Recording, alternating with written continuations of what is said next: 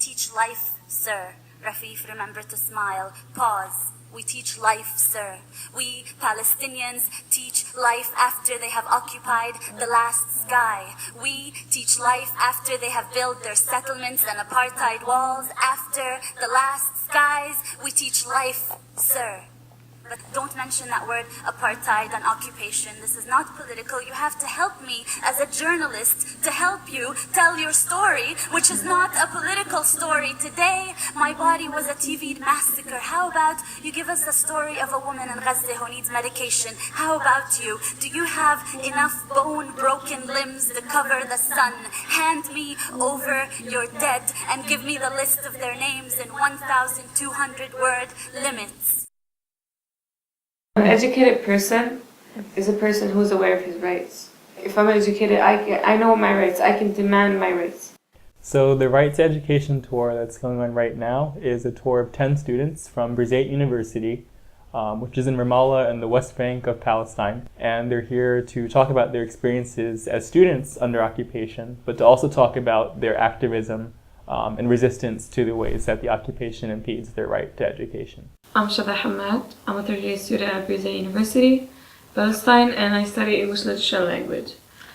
I'm Deema, Alsaafin. I'm a fourth-year student at Birzeit University, also studying English Language and Literature. Education as a right is one of the most fundamental human rights because its access to or the lack thereof is what affects the access to or the lack thereof of other human rights.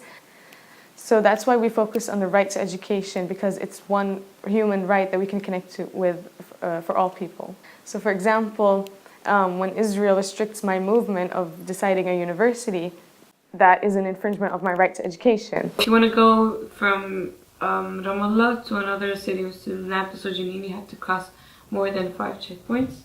And every checkpoint you have to be searched, like thorough searching, and you have to be asked questions. Sometimes they don't let you in. Sometimes they hold you for hours. Sometimes they might shoot. So checkpoints are just fear and anxiety. They build checkpoints as if they're cages to animals, not to humans. That's why, for example, like students that have 8 a.m. classes have to leave like at 5 in the morning just to avoid the checkpoint. So yeah, it's really hard. And of course, women are subjected to sexual harassment by the soldiers. The army releases its dogs on like the cars to search the cars. So it's really fearful, to be honest. It makes you sometimes not want to go to school. It makes you sometimes want to drop off or just stay at home. Conditioning to these things, it just makes you feel that sometimes you just have to give up or just run away.